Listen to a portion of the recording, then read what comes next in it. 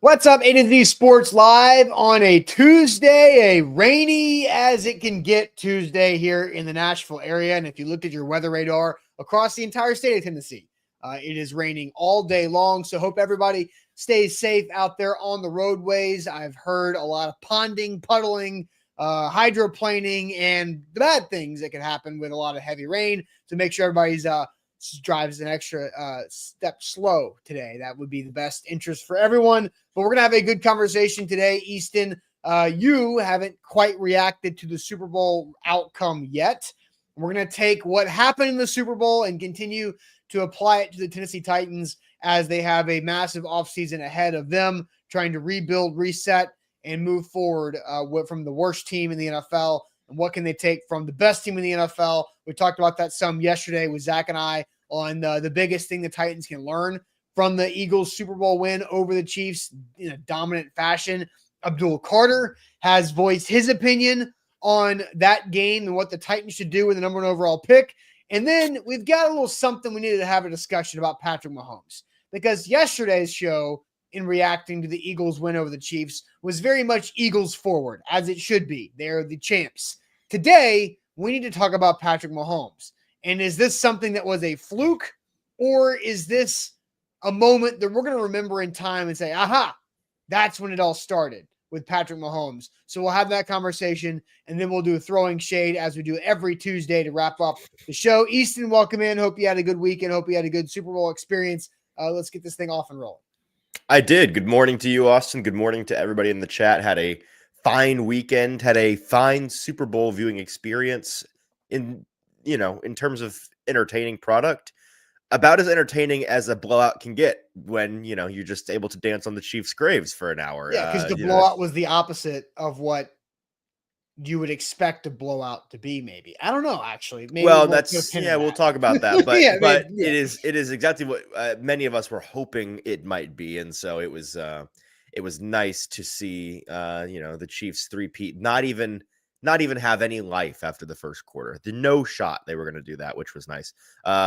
We got a good show for you today, and we're going to talk about a lot of those things and how they pertain to the Tennessee Titans going forward. But first, we need you guys to like the show. So on Facebook, on YouTube, hit that like button for us. It's right down there below our faces. It is free, and it's very helpful to get as many live eyeballs on this show as possible. It is the best way that you can be a friend of today's program. So like the show and then jump into the chat like Corey Clayton, James, Caps, NM Titan, Nick, Johnny, Rooney, and others. See some familiar faces in there. Good morning, Lou Chesney, of course. Good morning to you all.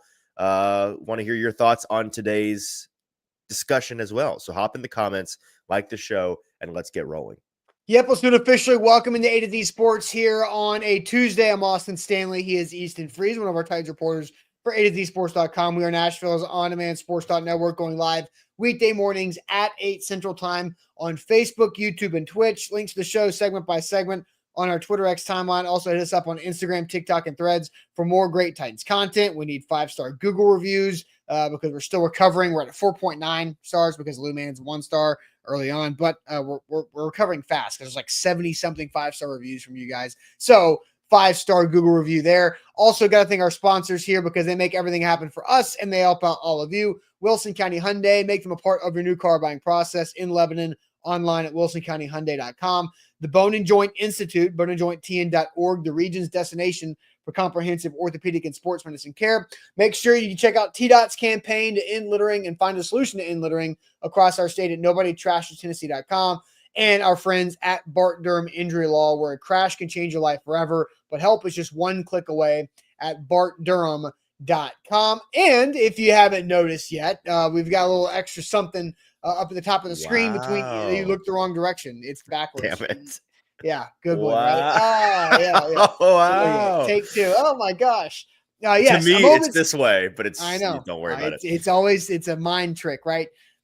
So a moment's peace salon and day spa, because guys, Valentine's Day is Friday.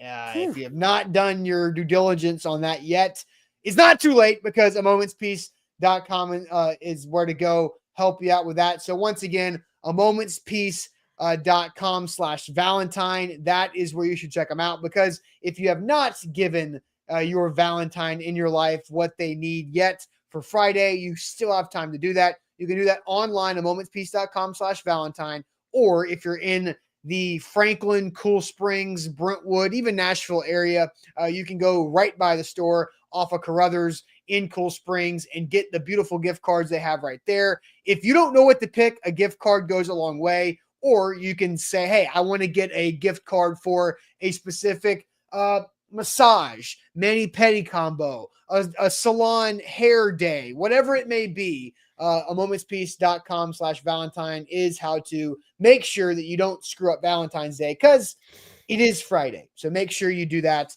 So a momentspeace.com/Valentine. Okay, Easton. It was a good thing, I think, that the Chiefs got demolished, right? I think the majority of the football world liked to see the Chiefs in misery, right? But it was more than that. It unironically saved sports talk. I'm like 80% serious when I say that. I think that there are so many little things that were just growing so grating and boring and redundant, and there were a lot of narratives smashed on Sunday, and it's a good thing for all of us. Everything from the fact that we had spent a good part of this year, certainly the past month or so in the playoffs. I would sit and listen to any radio show or podcast or television program or read an article, and it would be like 30, 45, 60 minutes of detailed, thoughtful, insightful breakdowns of these games. And then they'd get to the end and they'd throw all that away and say, yeah, well, never mind, forget all about that. Anyways, I can't pick against the Chiefs. So give me the Chiefs close late. It's like, well, okay. Well, so we're just not, no one's gonna, we can't analyze football anymore because the black magic dictates you just have to pick the Chiefs all the time. I'm glad we're done with that. Yes. I'm glad we're done with that. That is how it works. Right, exactly. Well, if they had won the game, it would have been next year. Nothing but that. It would have been all through the regular season. Like, well, who cares? Or the Chiefs, they got beat by 3 scores by the Raiders in September. Who cares? They're still going to win the Super Bowl. Like we don't have to do that anymore, which is so refreshing. It's also refreshing that we don't have to talk about how if it doesn't matter what the rest of the team looks like. If you have the better quarterback, you're going to win, because the Eagles were the better team at 21 out of 22 positions. And on Sunday, they happened to have a quarterback who played a better game than the other quarterback, which we'll talk about in a little bit. But that was going to be another situation where the Chiefs had one position that was better. It was their quarterback, who is, happens to be Michael Jordan. And it wouldn't have, it's not a team sport anymore. It's just the quarterback is going to win, whoever's better at quarterback. The idea that you have to have a quarterback that is a tractor quarterback instead of a trailer quarterback, the idea that you have to have somebody that takes over the game. You can't win with a Jalen Hurts style quarterback who is not the engine of your offense. He's just a part of your offense. Broke that narrative, right? So much of that game went a long way in us being able to talk about football again, and in a normal way. I also saw somebody say I'm seeing some Nick Wright mentions in here. If you want to watch some elite television, watch First Things First on Fox yesterday. They spent first 10 minutes of the show. Nick Wright tried to seriously break down what went wrong for his precious Chiefs. And they shot confetti at him. They dropped balloons on him. They hung banners, and they had a full marching band do laps around the table. It was awesome. It's great stuff. That is really funny. And we got to avoid the Michael Jordan and LeBron conversation, the NFL version, for the next 8 months. It's certainly toned way down, right? Yeah.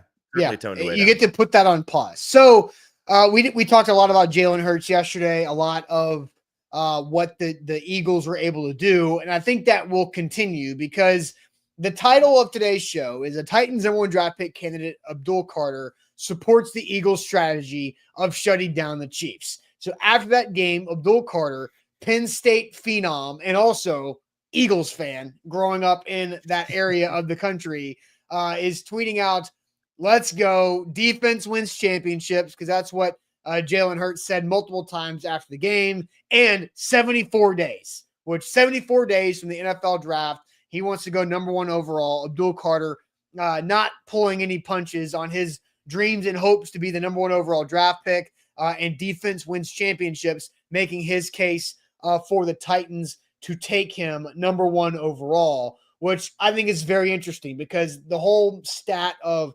how often the Eagles pressured Patrick Mahomes without blitzing a single time, how many times we saw Josh Sweat just drive Joe Thuney back into the left hip of Patrick Mahomes to create an interception. The times on where Williams and Sweat and Carter and Brandon Graham fresh off the triceps injury. All of these guys. Jalen Hunt getting a sack in the Super Bowl, which is hilarious. Yes. I mean, all of these things happening, and it's just, them dominating mano a mano of D-line versus O-line. And, Abdul Carter can be the next piece for the Titans to go along with Jeffrey Simmons and Tavondre Sweat up front. So I think we get to this interesting conversation here, Easton. And let's just go ahead and dive into our question for the audience today, because we're going to do it in a true or false type of aspect. True or false? The Eagles pass rush in the Super Bowl impacts your feeling on the Titans drafting Abdul Carter number 1 overall. That's a true or false we want to present to you guys today. And I'm going to put up a poll on YouTube here in a moment, but true or false that the Eagles pass rush success against Mahomes impacts your feeling that the Titans could take Abdul Carter number 1 overall. So true or false, we'll get to all of your opinions on that. Easton, first tell everybody about our new friends at Bart Durham Injury Law. Yeah, I love our friends at Bart Durham Injury Law. They're going to help you out with any kind of big truck wreck that you might have. Bart Durham has got you covered. Their fight for justice is any kind of auto wreck that you find yourselves in. A crash can change your life forever, and help is only a click away over there at bartdurham.com. Located right here in Capitol View, Nashville. They can help anybody that's been in any kind of auto accident in the Tennessee or Kentucky area. They think that you deserve to be paid, and you can reach them anytime, 24/7. The Bart Durham team is on call to get your legal questions answered at 615-242-9000. So let their team of attorneys help you whenever is convenient to you, including virtually. If you need to hop on a video call with them, they can do that for you. Led by, of course, Blair Durham, who's a Marine veteran. They've been in business here since 1975. So they got over right at 50 years now of experience dealing with all kinds of wrecks. Bart Durham, they are your resource for any kind of crash that you find yourselves in. I already told you guys at momentspeace.com/Valentine. It's not too late to get that Valentine's gift for your Valentine this year. A momentspeace.com/Valentine in Cool Springs, right off of Carruthers. You can go online to get the gift card. You can go in person to get the gift card, a little or a lot, whatever you feel like doing this Valentine's season. You can do that. It's on Friday. So, quick. You got a couple days left, but a momentspeace.com/Valentine. Look, I go to a Moment's Peace maybe 3-ish times a year. And every time I leave a Moment's Peace, I'm like, man, I need to come here more often. And so fantastic services, massage, couples massage, manicure, pedicures. They do the legit like salon deep pedicures that are phenomenal right there. momentspeace.com/Valentine this Valentine's Day for your loved one. Okay, Easton, I'm about to put up the YouTube poll, but I will send you to the chat. True or false, the Eagles' success in the pass rush against Patrick Mahomes impacts your thoughts on the Titans taking Abdul Carter number 1 overall. That's a true or false. What are you seeing from the chat so far this morning? Well, Michael Scott, I'm Good Love, and Ashley all say true. It does impact their feelings on Abdul Carter. Eric says draft Carter number 1, and Chad Brinker will be fired next season. So strong thoughts from Eric on that possibility. Titans Cal says false. He was already in on Carter at 1.1. So we're all over the board here. True from Drank. I think false from Lou I think and if Curtis. if you say, like the guy that just said false, because he already believed that, like, so that's a true answer, right? Because it's like adding more confirmation to your already opinion. Yes. And so Rooney and Darius and IR think it's true. Tall Texan says no, false. Andre says false. Titans don't have an elite secondary or a top flight linebacker core to pair with an elite pass rush. So the majority seem to be saying true, but you know what? We're getting some late breaking falses in here. So maybe a 60-40 split, true versus false. A handful more people leaning towards true. What do you think? To me, it's true. Now, okay. I don't think like there's this number 1 overall pick is so complicated. I don't know when the most recent number one overall selection that was this complicated? When's the most recent one that was like this complicated of a decision?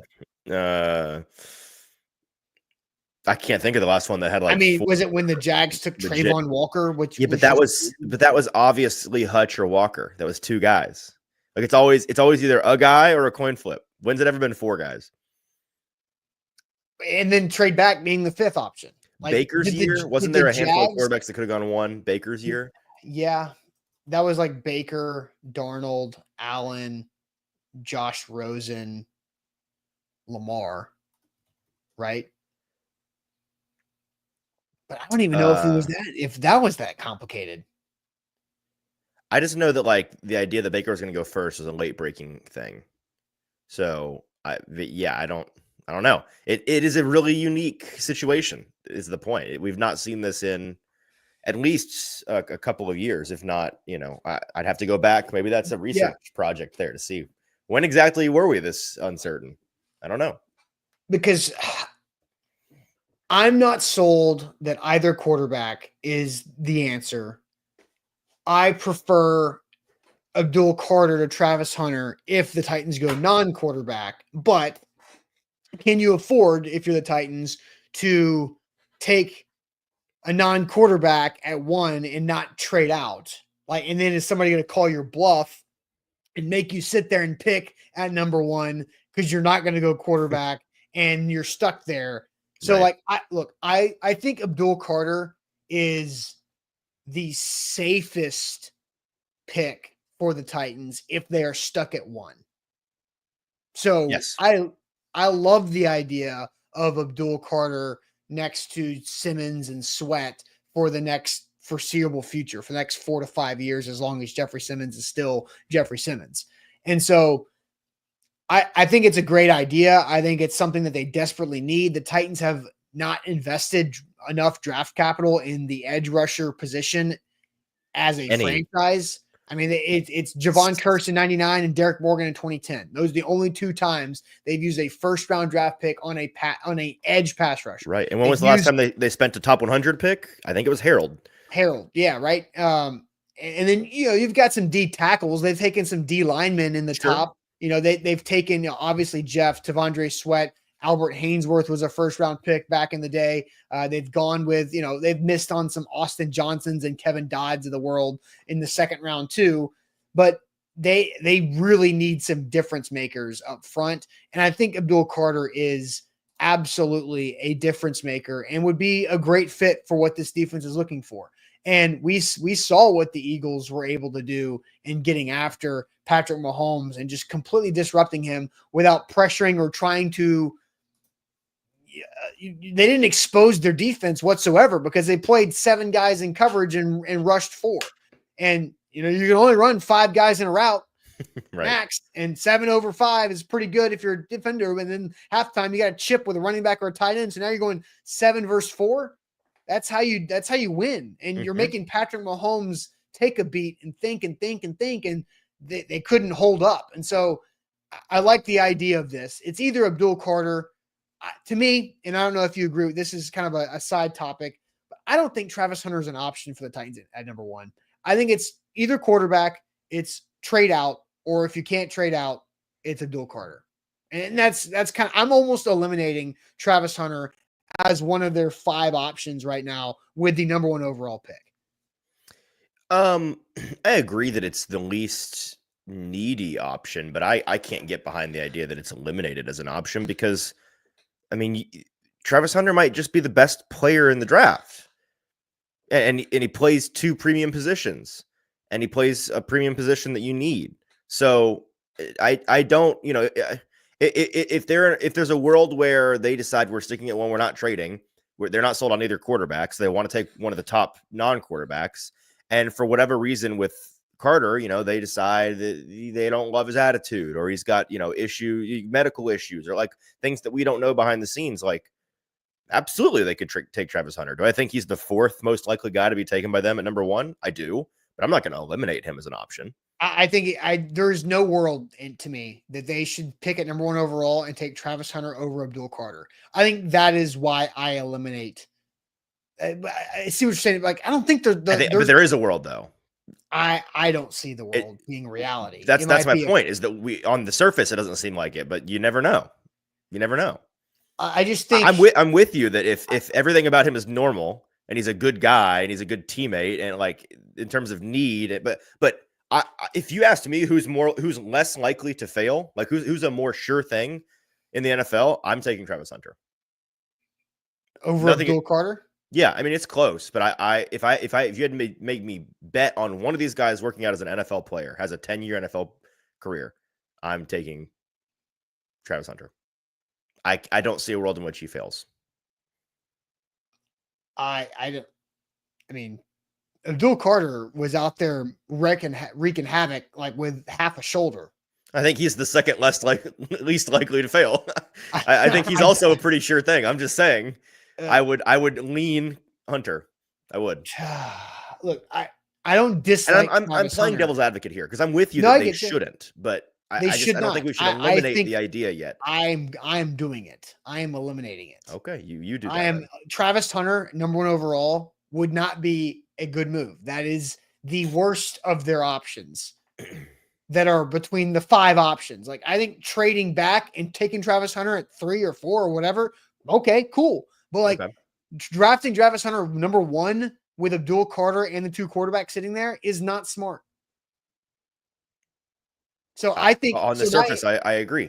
Okay, so my answer for the overall question is but also teams do not smart things. So yeah, I know, and the Titans can afford to do not smart things. And here's the other thing too: is like, okay, I'm gonna wait. I'm gonna sit on that for a second as we get to our next point. So I'm gonna go update the YouTube poll real quick because it is, it's still a 7 minutes old poll and more votes are coming in here. But currently, we asked the question: the Eagles' pass rush in the Super Bowl impacts your feeling on the Titans drafting Carter number 1 overall. Right now, 47% say true, 53% say false. So it's pretty even overall. I say true. I think it makes me more interested than I already am in Abdul Carter number 1 overall. Easton, what is your answer on the true or false question? Yeah, it's true just because, I'm kind of in that same boat of whoever said it earlier where it's true, but it's not like it dramatically changed my opinion. I think that was another feather in the cap of the idea that you can draft Abdul Carter at 1-1. That being the Eagles' performance, by the way. The Eagles' performance is another feather in the cap of the idea that you could take Abdul Carter, and he is the kind of player that is going to lend towards building a really ferocious front and a ferocious front that can get after, if you want to just start with the boogeyman of the AFC, Patrick Mahomes, the way that you down him, historically speaking, and we could talk about this more if you'd like, is you get after him with 4. The teams that have found the most success against the Chiefs are the teams that can sim pressure their way to just getting home without blitzing. Yeah. And so Abdul Carter is what you need. Like, you need one of those guys because the Titans have no edges right now. None. Yeah. Edward says, Austin will be back in Shedeur Sanders' corner next week. Like, right. I mean, okay. Like I told you that I'm not sold on the quarterback. Yeah, you flip-flopper. I have not been flip-flopping. That's apparently what Edward thinks you are. If we are having a conversation about quarterbacks, then early in the draft process, I thought, and I still think, Shedeur Sanders is the better fit for Brian Callahan and this Titans brass.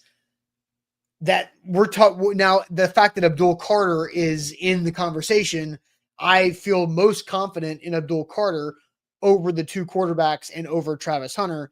I think Abdul Carter is a can't miss draft selection if you are stuck at number 1 overall. That is what I believe. If you cannot get out of the pick, Abdul Carter is the smartest draft pick at number 1 for all the reasons we've just gone through the last 10 minutes. I hear you. I mean, this is not a topic for today because we'll be talking about it for the next 2 months, but then what at quarterback, right?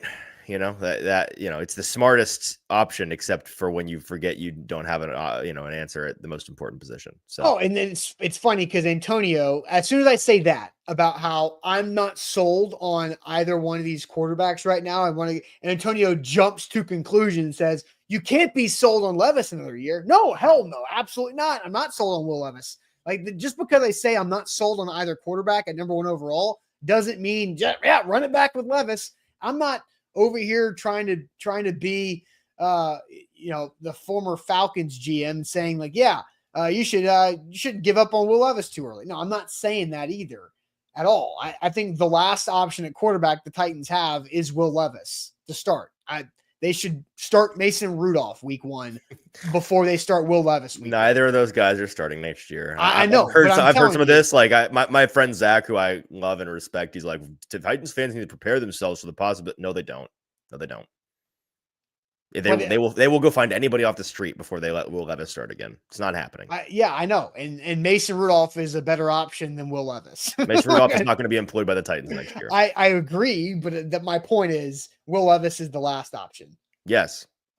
They could trade for Hendon Hooker before they start Will Levis at quarterback week 1. I'm joking. And I'm not like personally dumping on Will here. I'm just telling you the reality of the situation is that he's not. Well, the argument is whether or not he's on the team, not whether or not he's going to be starting. Let's start with, is he going to even be employed by the team anymore? Yeah, for sure. All right. There's another comment that came in from Tall Texan that I want to get to overall because he says, Austin, just say that Hunter definitely won't happen. Like Easton said, Aaron Rodgers definitely won't happen when obviously both could happen. So let's go deeper into this. How do you know mine was opinion? That's exactly what I was going to get to here in a second. So we'll dive deeper into that, where I am saying I am eliminating Travis Hunter. Easton is saying that Aaron Rodgers won't happen. What does that mean? How are those two comments different? I'll tell you after we talk about the Bone and Joint Institute, boneandjointtn.org, the region's destination for comprehensive orthopedic and sports medicine care. Whenever you get hurt in life, which is unfortunate, we don't wish that on anybody, but injuries happen in life just like they do in football and other sports, and you need the team you can trust and fall back on when that happens, and that is the Bone and Joint Institute in Franklin, Tennessee, right off of I-65 and Highway 96. So check them out online. They've got all the doctors, the experts, the resources, the staff for you online, boneandjointtn.org. Are you wanting to tell them about a Moment's Peace Day Spa one more time? Yeah, I'll tell them. Go ahead. Okay, I didn't want to step on a Moment's Peace Day Spa's toes here. I wanted to give you the room to do that. Valentine's Day is 2.5 days away. Don't screw it up. You got to go to momentspeace.com/Valentine. You can go in person to get a gift card. They wrap it in a beautiful envelope with a nice ribbon, and they give you an option to do a message right there. Or if you don't have time to swing by because you're busy, that's okay. You can go online at momentspeace.com/Valentine, pick out what you want for your Valentine this year, and you can get a digital gift card if you don't want to swing by. But in Carruthers, it's a great spot. There's also a lot of, if you walk into there to get a gift card, you're like, man, maybe I should make it a couples massage and just make this a joint gift. Suddenly you start thinking about yourself a little bit. Yeah. Right. Yeah. Because that's okay. We can all be our own Valentine too. Like you don't have to just limit it to your loved one, but right there at Moments Peace Salon and Day Spa. Make sure you hit that like button. Like the show. Hit that like button for us. All right. And subscribe to the YouTube channel, by the way. Where our numbers continue to climb. We're past the 20,000 mark. We're on our way to the 30,000 mark, which means 10,000 of you need to line up and start subscribing to the program here. All right. So hit subscribe while you're here. All right. So Tall Texan said this. Austin, just say that Hunter definitely won't happen. Like Easton said, Aaron Rodgers definitely won't happen when obviously both could happen. So there is a big difference in what I am saying and what Easton is saying. I say, in my opinion, I do not think Travis Hunter should be an option for the Titans to draft number 1 overall. I think if you get stuck at number 1 overall and cannot trade out and you don't fall in love with either quarterback, then Abdul Carter is the pick. Travis Hunter, in my opinion, should not have an opportunity to pass up what Abdul Carter is and needs to be for this franchise. I think there's a weird fit with the Titans and Travis Hunter. They've got highly paid, solid, good, when healthy corners, 3 of them, maybe 4 of them if you include Jarvis Brownlee Jr. I do. And at wide receiver, I don't think Travis Hunter's highest ceiling is as a wide receiver. I think he's an athlete who's been able to play wide receiver, not a trained, nuanced, skilled wide receiver. Athletes who play wide receiver in the NFL rarely create separation because you have to have skill and nuance to create separation on top of other things in the NFL. So that is my opinion. Easton, I will let you explain why your sentence and statement about Aaron Rodgers and the Titans is different than my opinion on Travis Hunter in the number 1 overall pick? It is different because I did not start what I said with, in my opinion. So that's how it's different. What I said was Brian Callahan is not going down on the Aaron Rodgers ship. That's not the way he's going to go out. Period. So I think there is a difference. I don't think it makes sense to draft Travis Hunter number 1. And Easton is saying that Brian Callahan is not going to lose his job because he rolls the dice on Aaron Rodgers. Separate sentence. I don't think Brian Callahan is going to do that, but other sentence, fully divorced from that. Brian Callahan is not going to do that. both of those things apply here. You can read the tea leaves that Aaron Rodgers is drinking in a cave somewhere of what that means, but it's not going to happen. I just don't think that is likely. So, yeah. And here, I'll add one little last bit. If Aaron Rodgers is somehow on the roster and I look silly, one of two things. One, tells you a lot about people being on the same page in that building. Or two,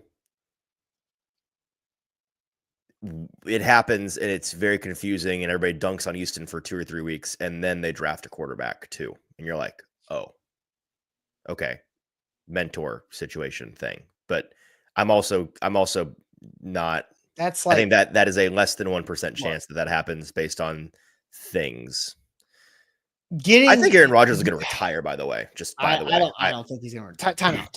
Where's he going, buddy? If the Titans sign Aaron Rodgers and then draft one of these quarterbacks at number 1 overall, that's like getting Billy Bob Thornton as Bad Santa to mentor your next future of the franchise. Like, that is the worst decision of a mentor you can possibly find. Jordan Love is not the man he is today unless he had to sit behind Aaron Rodgers. How dare you? That was a very different Aaron Rodgers. Like, how do you know that? I feel pretty good about that. I'll just say that. You said that, I feel pretty confident saying that about 2020 and 2021 Aaron Rodgers compared to 2023, 24, 25 Aaron Rodgers. I'm with you, but what I will say is that the Titans, like, they don't know yet whether or not they're going to draft a quarterback. That is still up in the air. They're not in, they're not out. They are Cam and Shedeur curious at the moment. But whether or not they do draft one of those guys, they still want viable veteran option on the team. Does that make sense? Like, they want a guy, sure, regardless of whether they draft a rookie or not, they want a guy that you could reasonably start at quarterback in September.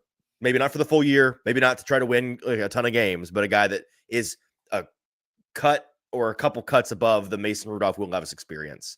They want that regardless. Now, it may not be in the cards to land that. Like, that may be tricky, but it's what they're going to try to do.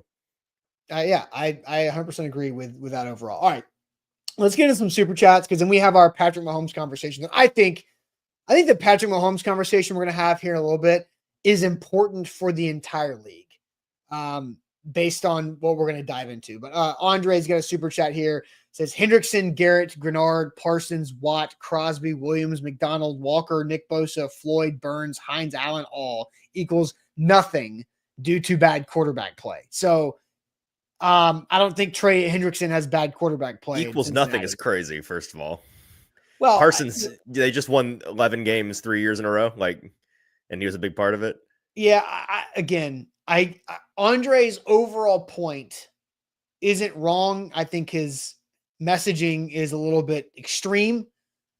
His point of, if you don't have a quarterback that's passable, then having a great pass rush means nothing. Right? Yeah, but that's the whole sport. That's really that's really low level. Yeah, but my opinion.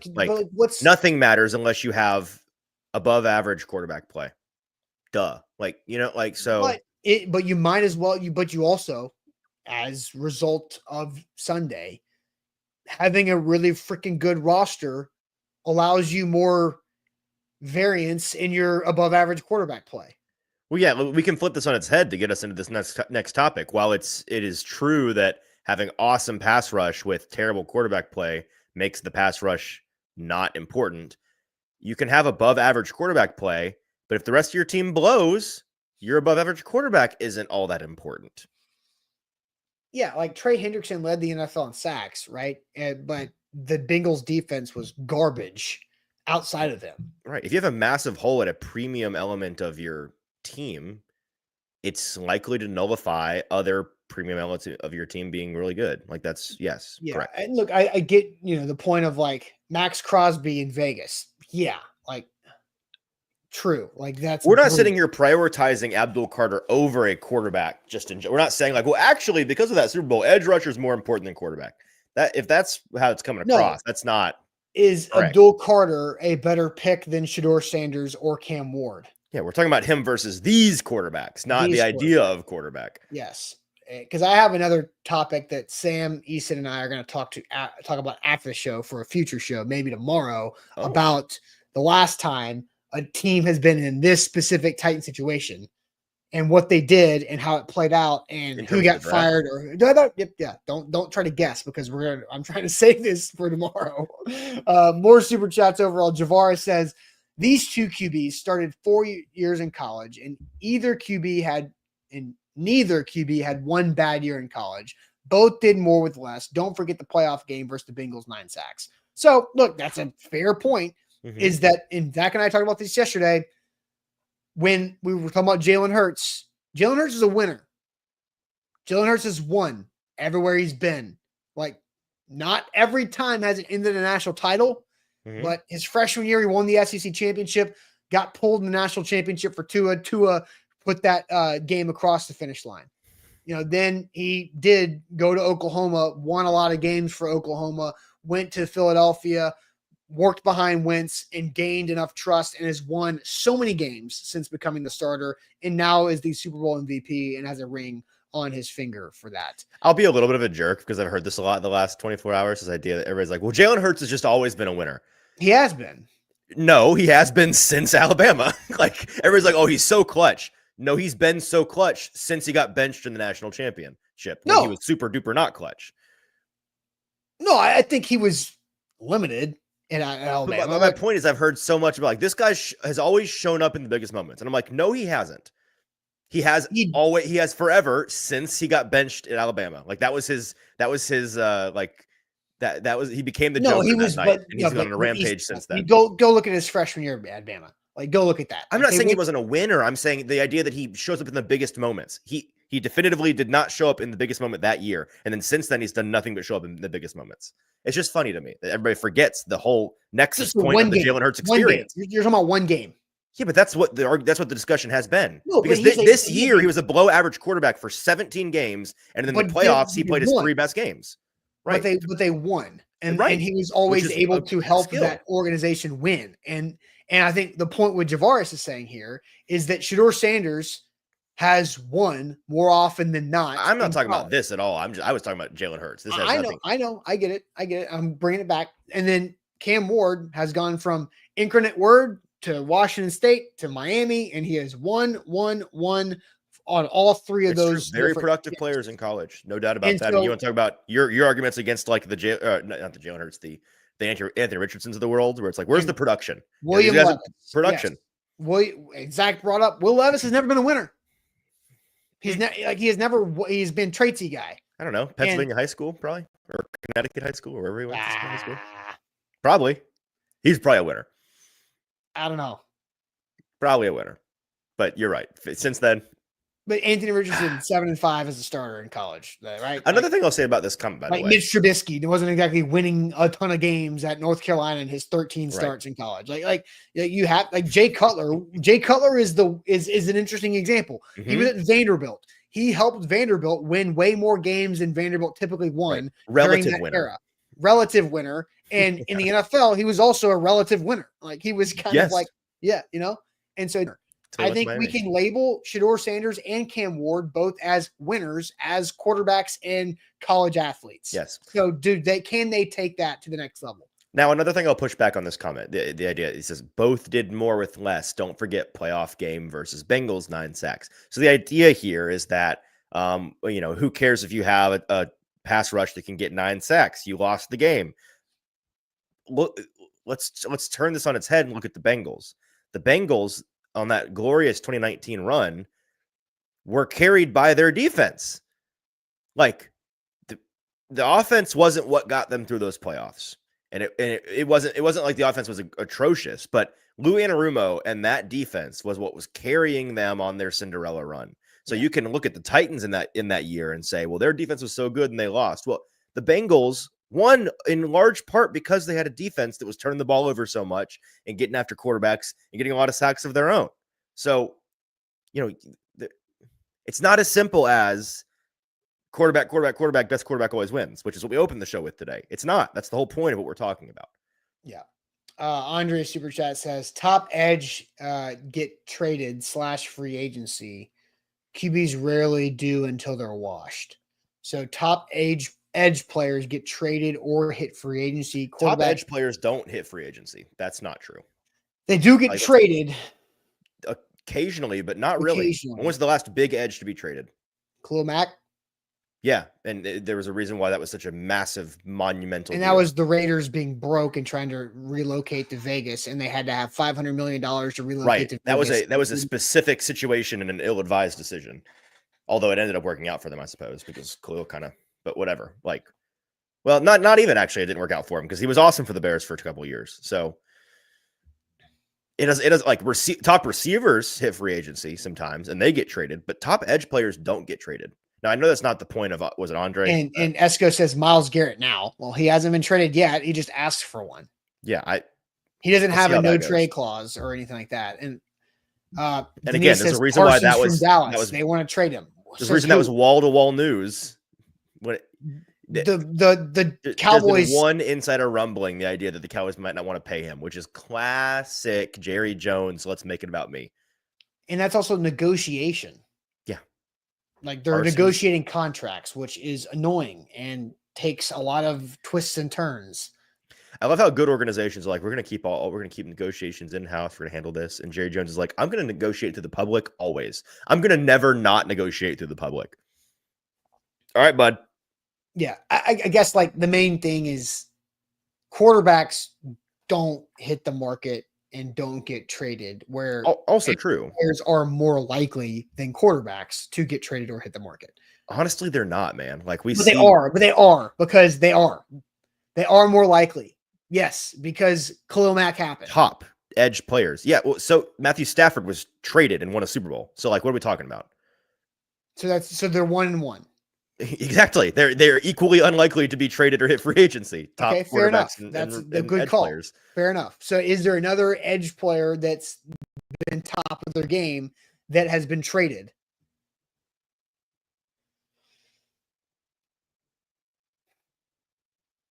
No. Okay. No. And I don't want to hear Andre. The Cowboys are considering trading Parsons. Okay, considering doesn't mean traded. Big whoop. Remember when we spent an entire summer where the Ravens were considering moving on from Lamar Jackson, and then he won 2 and almost 3 MVPs after that? Teams consider things all the time. Okay, so if you want to count considering Parsons, I'm counting considering Lamar Jackson. Von Miller was traded when he was dead. When he was not Von Miller. And Malachi is bringing up Montez Sweat, which was mid-season trade. That was a trade deadline move. Yeah, Sweat bounces. He's bounced around 4 or 5 times now. I think that tells you all you need to know. Montez Sweat? Hasn't he? No, he was a draft pick. Who am I thinking of? I don't know. Another Eagles. There's a few Sweats. Pass rusher who. No, I'm talking about Montez Sweat, who was the Washington edge rusher who was traded to the Bears. I'm thinking of the Eagles Sweat. My bad. The Josh Sweat? Yeah. No, Josh Sweat was drafted by the Eagles and is still an Eagle. Who in the world am I there is another Sweat out there. And none of them are related to Tavondre. None of them. Despite what the internet wants you to believe. None of the Sweats are related to another. There's just a lot of sweat stuff going on. But nobody is related. We can button all of this up because we can go through history and scorekeep, or we can just accept the fact that star edge players and star quarterbacks come to you via the draft. There are no other ways to get them outside of very rare extenuating circumstances. Yeah. Javaris adds, but Burrow made plays when the game was on the line. Right. Because that's what you have to also have good quarterback play. You can't have one, not the other. That's the whole point. For sure. All right, let's get to, speaking of quarterback play, let's get to Patrick Mahomes. So I'm going to ask this question. This is also something we can put up on a poll. I think it's a very important question for the NFL as a whole, including, I'm ending the true or false poll right now to start a new poll, and it literally ended at true 50%, false 49%. So there is a less than 1% floating between those two. So that is a really, really close. So is YouTube result on the take? Are they taking a cut of our percentages? No, YouTube, I guess they just don't show decimals in results. So that's why we have a missing percentage. But I'm going to put this up on a new YouTube poll. Was the Patrick Mahomes first half struggles versus the Eagles, was that a fluke or something we need to remember and clock for the future? So because Patrick Mahomes was bad. I'm going to set this up a little bit deeper so you guys can have your opinion. So when the Chiefs lost the Super Bowl versus the Bucks a few years ago, the narrative coming out of that game was Tom Brady won again with a different team. And man, how good was Patrick Mahomes? But his O-line was terrible and his pass catchers couldn't catch the ball and help him out. But my gosh, how good was Mahomes? Mm-hmm. That was not at all what happened Sunday. In the first half, Mahomes was awful. He was bad. Tom Brady's biggest point of the first half was his footwork is awful and off and not right. He is uncomfortable. The Eagles did that by not blitzing him once, but continuously pressuring him to get him off his game. So 2 Super Bowl losses for Mahomes. One of them, wow, what a performance by Mahomes. Nobody could help him out. And Sunday was Mahomes was flat out bad until some garbage throws, until some really good throws in garbage time that made the score an 18-point differential instead of 34-point differential. So I'll put up the question again. Was Patrick Mahomes' first half struggles versus the Eagles a fluke or something to remember for the future? So we're going to get to that here in a second, but first I want to tell everybody about TDOT. They're out there trying to keep our state beautiful. The Department of Transportation in Tennessee is trying to find a solution to end littering across our state because there are over 80 million pieces of litter in Tennessee's and on Tennessee's roadways right now. There's a bunch of rain happening today, which means that litter is just being washed into different places, which is going to make it even uglier and tougher for us to clean up. But we can all jump in and be a part of the solution to end littering across Tennessee. And you can do that by visiting their campaign online at nobodytrashestennessee.com. And it's nobodytrashestennessee.com to help out TDOT across Tennessee. There's so much more to say, but first, leave us a 5-star Google review. Go to Google, search A to Z Sports, find our little business entity there, and then hit that 5th star there on the right. 5-star review. Say whatever you want in the comment box. Very helpful to us. We are trying to get over the 4.9 star mark up to that 5-star flat. And we need more 5-star reviews to do that. So help us out. All right, Easton, I'll send you the chat. What are you seeing as I'm working up the YouTube poll? Was the Mahomes struggle versus the Eagles, especially in the first half before the garbage time stats made it look better? Was that a fluke or is that something for us to remember down the road about Patrick Mahomes and a moment that we can clock? Yeah. What do you see from the chat? I'm seeing a lot of cope. I'm seeing Tall Texan say not a fluke. Look at the rest of his Super Bowl performances. Jason says not a fluke. Titans Kyle, proof that he cannot do it without a supporting cast. This is more reasonable from Scott. Mahomes is still great, but can be beaten.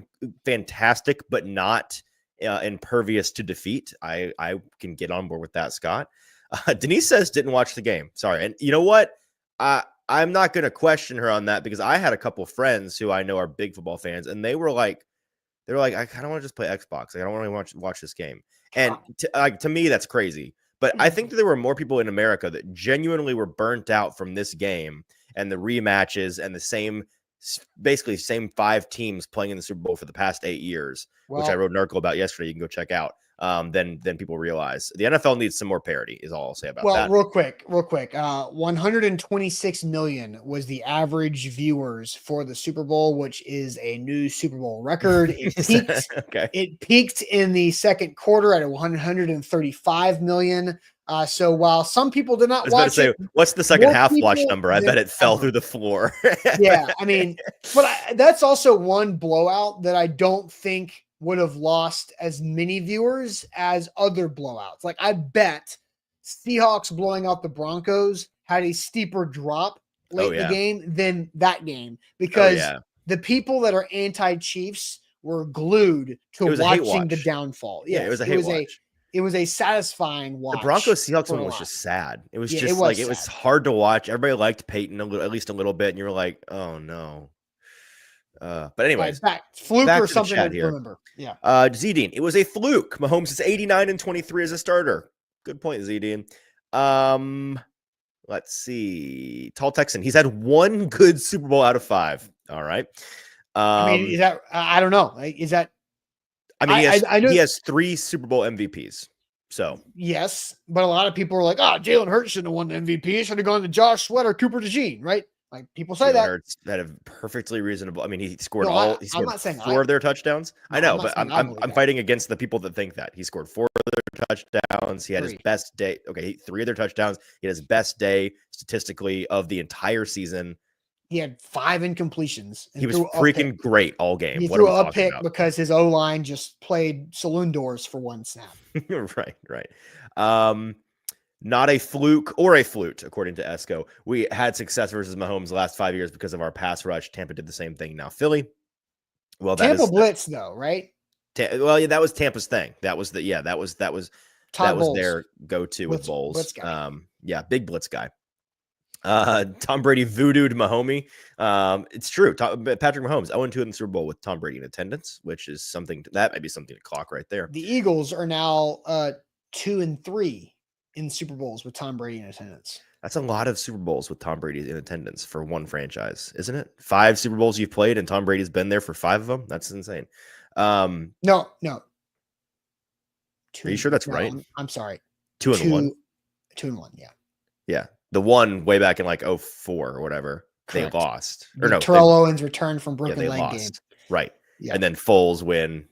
This one win. Yeah. Jerome says 3 words, any given Sunday.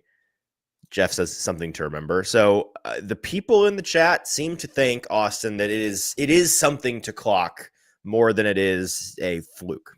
What do you think? We got a really nice poll right now. 69% say something to remember. 31% say fluke. I am a something to remember. And it's not because I think Mahomes is on the downfall. I'm glad you don't think that. I don't think that. I just want to throw that out there first. Patrick Mahomes is still the best right now. He's still the best football player on planet Earth right now. But I think you're looking at the inevitable problem the Chiefs were going to run into at some point is Patrick Mahomes signed a 10-year, $500 million contract. And at some point that was going to impact the rest of their roster construction.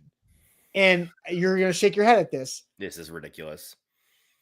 Their roster is not good enough. It's not because of Patrick's contract. What are we talking about? It's not because of Patrick's contract. You just said it was. Hold on. I'm saying they have a lot of highly paid players, Chris Jones, Kelsey, or some others that are good, but they have like 5 or 6 guys taking up such a large chunk of the cap that they're relying on being so successful in the draft and hitting on guys young and playing guys out of position. Like Joe Tooney got bodied all day long. And that's because he was their backup. He was their fire extinguisher playing at left tackle. If you have a fire extinguisher playing at left tackle, it's hard to win a Super Bowl, right? So I think that's part of it. I think the other part of it is the fact that they have gotten a little bit arrogant in the fact that they don't need to have the best weapons around Mahomes because they can figure it out. And so I think, look, I was putting multiple points together. Like, come on. Your first point's not a real point. It is a point. No, because your first point is that they don't have the money because they've spent it. Wrong. They have the money. They are arrogant and or frugal about it. They have not limited themselves in terms of roster flexibility financially. They've not. It may look that way because they choose intentionally not to do simple restructures and kick money down the road on guys like Mahomes and Kelsey and Jones. They have the room. Their problem is being like, well, we'll just let the guys come to us, and oh yeah, we'll sign a nice frugal little Hollywood Brown, and bring back Kareem Hunt again. Let's Juju, right? Oh yeah, it is not inflexibility. It is it's their mental inflexibility to go and get guys. It's stubbornness. Yes. So Titans just hired Mike Borgonzi, who was a part of the cabinet, the stubborn cabinet. This is true. I mean, I think we all like the Mike Borgonzi hire. I'm just saying, like the mentality. It's like they kind of jumped the shark on it, right? Because the general philosophy is good, and it's obviously good process. Because look at where it's gotten them, right? This idea 3 consecutive Super Bowl appearances, right? Exactly. Being 5 and 6 years, right, or whatever it is. Yeah, they've been frugal, and it has served them well. The problem is it's all about being able to adjust your approach depending on where you are in your team building cycle. And so for a team that like they were, coming off of Marcus Mariota beating them in Arrowhead in 2017 in the playoffs, the end of the Alex Smith era, moving into the Patrick Mahomes era, they're a team that at that point, people don't realize at that point they had like one of the worst playoff win percentages in the league as a franchise. They had not gone past, I think, the wild card or the divisional round for 50 years or whatever it had been. They were not a team that got anything done in the postseason. And they were always kind of like they didn't really bottom out for the past 10 years or so, and certainly not in the Andy Reid era, but they were never more than just, eh. And when you're in that space or you're a bottom feeder team, you do need to be frugal, and you need to take a patient, long-term approach. And that's what Mike Borgonzi, I think, is going to bring to the Titans. It's what the Chiefs did to get to where they are. But when you get to the point where the Chiefs are, that was a weird saying of are, where the Chiefs are. Okay, Christopher Walken. Right, to the point where the Chiefs are. Yeah. You have to be willing to swing a little bit, you have to take some shots. And when you see an area of need, you need to hit it hard. I mean, this is something that Howie Roseman and the Eagles have done well, right? They've not been afraid to take big swings, and we're going to send a 3rd round pick for a failed 1st rounder to Washington to get Jahan Dotson. We're gonna go after big names on the defensive line, and we're gonna double down on cornerback in the top 40 picks in the draft. We're gonna trade up to make sure we get Cooper DeJean. We're gonna trade a 1st round pick for AJ Brown, and then we're gonna trade up in the 1st round to get Devonta Smith. Like, we're gonna do all these things to hit these problem areas hard, leave no doubt. And that opens you up to a little bit of exposure of, if you're wrong about the decisions you make, it can hurt you down the road. Like, it's a risk reward thing. But if you no risk it, no biscuit, right? And the Chiefs are getting the no biscuit right now because they're not risking it. So Mr. Robin just says, offensive line. It's true.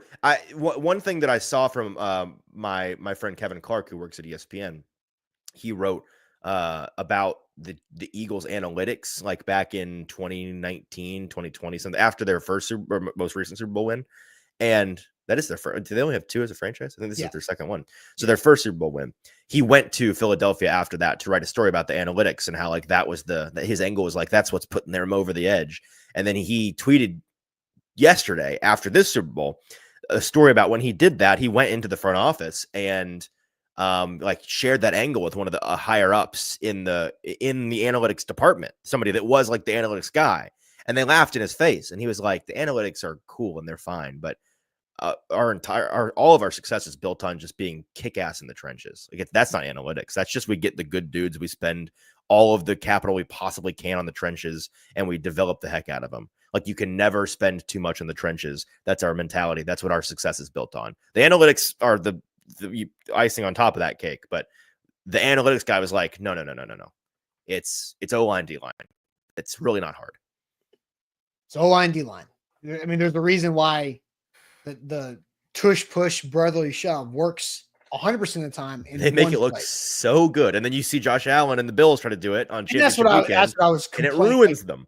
Josh Allen, dude, get your ass lower. Like, you are not winning the leverage game. Like, it's not just him. I mean, he's not good at it, but it's not just him. Like, that entire line is not. They're not. Yeah, it's a leverage thing. And they're a big, fantastic offensive line in the NFL, top 5 line in the NFL, top 5 size line in the NFL. They should be able to do that, but they can't because they're not the Eagles. And Jalen Hurts is better at that than anybody else. And there's a reason why other teams have tight ends run that play, because they also understand leverage, because they have to run block. Mm-hmm. Boom. How about that? How about that for some analytics? Leverage. Put those analytics in your pipe and smoke them. No. That is analytics. Like the guy with the best leverage wins. That's just old math. School math. Exactly. We call that physics. Angles and stuff. So, all right. Angles and stuff. So what do you think? So to answer the question, fluke or something to remember? I say something to remember. Currently, the poll is 33% fluke, 67% something to remember. Where are you on this? It's fluke, and I'll go a step further. Everybody in the comments, everybody that thinks this is, and for your explanation is a little bit different, but in the comments I'm seeing, and on Twitter I've seen a ton of this the past 48 hours. The idea that this is the unmasking of Patrick Mahomes. He was always a fraud. Look at this, ha ha ha. We're dancing on the grave. Nobody actually thinks that. You're all lying. Nobody in the comments that thinks, oh, they're not a fluke, not a fluke. In your heart of hearts, you know that I get it. You want so bad for it to be true. You do. You're working really hard to convince yourself that it's true, but you know it's not, because it's obviously not. You know that it's not. Listen, that game was very simple. It was an example of what we've talked about all show, where having an elite unit or an elite player at a premium position on your team is sometimes nullified by the fact that you are so deficient somewhere else. And so when you're a team trying to run as pure as the Chiefs were this year, when all year long, Chiefs supporters were laughing and telling us we were crazy haters for all year long, correctly identifying the fact that, hey, the Chiefs aren't that good of a football team. They're good. They're not great. They're not really a Super Bowl contender. Like, they're not the best in the AFC. They're certainly not the best in the NFL. This is a team living on the edge. That was true all year. And everybody with non-Chiefs goggles saw that all year. But we also saw that they were able to just run so pure and win these games by the skin of their teeth, and win these games by Patrick Mahomes being fantastic in clutch moments like he always has been. And win these games because they're such a disciplined team. They make one less key penalty than you, or they make one more key special teams play than you and block the game-winning field goal against Denver, or whatever it is. All of these things that are indicative of good culture, sound coaching, continuity as a team, like all of these things that make them a big boy, seasoned veteran, championship caliber team, even when their talent isn't quite championship caliber, showed through, and it won them games. Now, I think. Yeah. So we saw that, and we thought that all year, and they continued to win. And the reason they continued to win is because they ran so pure. But when you're trying to run pure like that, and you're deficient in talent, and you go up against a Goliath like they did in the Super Bowl, where you really are going to have, this was the test of all tests in terms of your ability to run pure like that and make no mistakes and be perfect and rely on your elite quarterback to bail you out.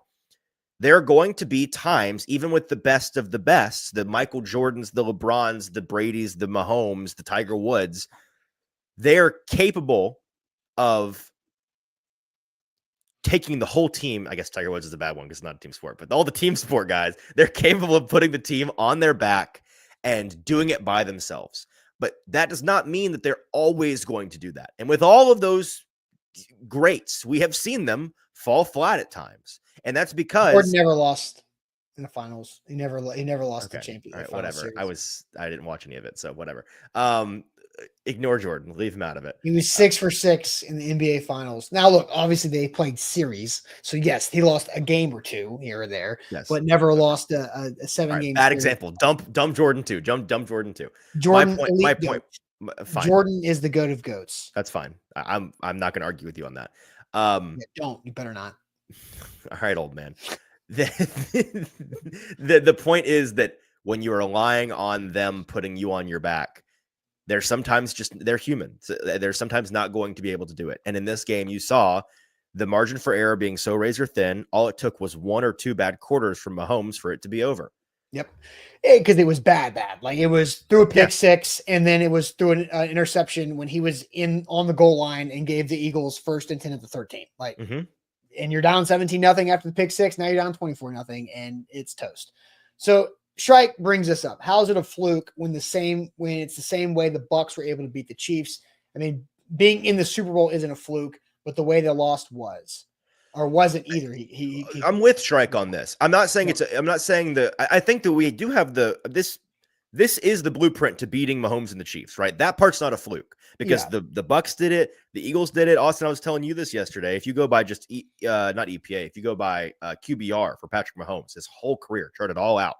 The lowest of his career are those 2 games, those 2 Super Bowls. You know what the other one, the third of the 3 lowest is? I already told me. Yeah, anybody in the chat want to guess? It would be the 2021 game at Nissan Stadium against the Titans. The peak of their defensive line powers, the peak of the Jeffrey Simmons, Harold Landry, Danico Autry. The Tennessee Tickle Monsters were getting after him, and that was the peak of their not just ability to win with the defensive line, but remember we spent all year talking about, sim pressures. This is the team really innovating with simulated pressures. They're getting after guys with 4, simulating that pressure, but not actually sending a blitz. That's what the Titans did in that game, and it's what led to them. Who was it that was the lasting memory from that game for me was when Travis Kelce was very mad and somebody behind him was like making fun David of him. Long Jr.? Was it David Long? Okay, yeah. They led to that outcome for the Titans and that outcome for the Chiefs. So funny. So that is not a fluke. That is the blueprint. Now, getting pressure against a good team with 4 against a quarterback that can get the ball out lightning quick is really hard, and that's why teams don't often do it to the Chiefs. But when you can do it, and when you catch the Chiefs in a year when their offensive line is at its absolute worst, which I'd imagine they're probably going to do a lot this year to shore up, then you can get away with it, and that's the way that you beat them. So that's not a fluke. I'm saying the Mahomes not playing well part, clearly a fluke. Clearly. I think it's something to remember because Abdul Carter, number 1, right? If you're not going quarterback, Abdul Carter helps you go towards that. Because if you can't get an elite quarterback, then you have to get an elite way to affect the other quarterbacks. That's the game. It's either affect the quarterback or have the quarterback to affect everybody else. Sure. And that's why Abdul Carter is a stronger possibility for me at number 1 overall now than it was like a month ago, which I still thought Abdul Carter was a great option, number 1. So, all right. So everybody lock it in. Austin is Abdul Carter or bust on February 11th. Not at all what was said. He will be devastated if they do anything at all besides draft. Not at all. 1.1. Write that down. I will say this. You can write this down. amomentspeace.com/Valentine. amomentspeace.com/Valentine. You got like 2 days, 2.5 days, maybe, to make sure you don't mess up Valentine's Day. amomentspeace.com/Valentine, or walk into their store on Carruthers in Cool Springs to get a gift card for your Valentine this year.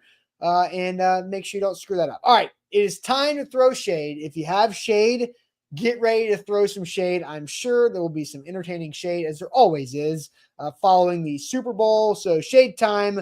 I almost hit the wrong button. Here we go.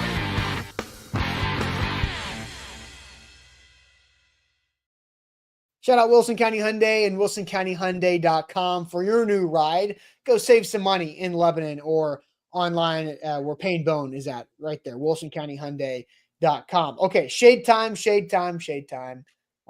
If you want to throw some shade, you can throw some shade. Clayton just says Valentine's is a scam. Don't waste your I don't know if that's shade or if that's just Clayton's real thoughts. No, that's shade. I mean, I think that is his real thoughts, and it qualifies really as shade. Jeff says shade on the Chiefs fans / Swifties leaving bad reviews for CJ Gardner Johnson's mom's restaurant in Florida because they lost. Yeah, that's worse than what Lou Man did. So here's what we should do. How about that? How about we just take, you guys are really good at this. We need to, Jeff, if you want to post the name of the restaurant in the chat, because you guys are really good at upping bad reviews that are unnecessary. Let's do the same thing. Same energy you guys did with fixing our Google reviews because Lou Man tanked them. We can do the same thing for CJ Gardner Johnson's mom. How about that? That's our new brand, is weaponizing the A to Z morning show chat to vigilantize 5-star reviews. Issues in the world. Just like digital it's issues thing, in the though. world. Right. Yeah. Like we're internet vigilantes now. The Robin Hood of Google reviews. That's right. Let's see. Jake says throwing shade on the Chiefs O-line. That game was terrible. No kidding. Denise says shade to the Super Bowl commercials. Blah. Oh, I thought there were some good ones in there, man. I loved them. I loved the Bud Light one with Shane Gillis and the cul-de-sac, the neighborhood. Right, cul-de-sac party with Shane Gillis and Post Malone, where they're like, and Peyton, of course. Yeah, but he was not the star. He just happened to be there. They're like, does your mower smoke meats? He's like, no, my smoker cuts grass. It's good stuff, man. It's really funny. Yeah, that was good. I spent most of my money on this thing. Man, there was one commercial that I was like, doing too much. Oh, the Dunkin' Donuts commercial with it had too much going on. Like, yeah, apparently that was like a performance piece, and there was a whole article I read about it yesterday, and it was like, all right, cool. I loved the seal as a seal in the Baja Blast commercial. I don't know what they had a bunch of they rewrote the words. Also, here's my thought on that one. Seal must be down bad for money, right? Because that was a funny commercial. I support it. But people have 1,000, marketing firms have 1,000,000% been asking him to do that commercial for 20 years now, right? It's the first thing anyone thinks of is like, oh, what if Seal was a seal, right? Because his name is Seal. And then the last 20 years, every year was like, will you do it? And he was like, no. And then finally in 2025, he was like, you know what? I'll do it. So he must be down because they've been asking him to do that forever. I guarantee it. King's Grill. We got the phone number and all. Oh, that's the place? All right. That's the place. King's Grill. 321-305-4252. And this is CJ Gardner Johnson's mom's restaurant? Yes, in Florida, apparently. That Chiefs fans / Swifties are tanking the reviews for. So King's Grill, 321 area code. We need some 5-star Google reviews on King's Grill because that's what you guys are crushing it, though. People in the chat thought the Seal commercial was horrible. I thought it was funny. What? Oh, the sloth commercial was good too. It was a good one. Sloth yeah, that was a good one. It's Scott's the best Super Bowl commercials he's seen in a while. I love also the brand of Super Bowl commercial where the Super Bowl is great about this, where they have some commercials where it's like 45 seconds of something that's really captivating, but you have no idea what they're advertising. You're like, what's this for? And then they get the one this year that caught me was they had Barry Keoghan throwing computers at people, and it was like this big action sequence, and it was like, what is this? And at the end is like Squarespace. It's like, oh, all right. Sure. Yeah, that screamed Squarespace to me. I know exactly what you're selling now. Nick says shade on that Kendrick Lamar song now being overplayed everywhere on social media. I mean, that happens with whoever plays. It's been 7 months. It's already been. We've been hearing this song for 7 months. It's not new. Let's see. Shaded airplanes continuing to crash. Did it happen again? I don't know, Demetrius. Yeah, this is Barbra Streisand effect. If you want to ask actual pilots, my brother is in aviation, and I was talking to I'm not trying to be a hater. I'm trying to assuage people's fears here.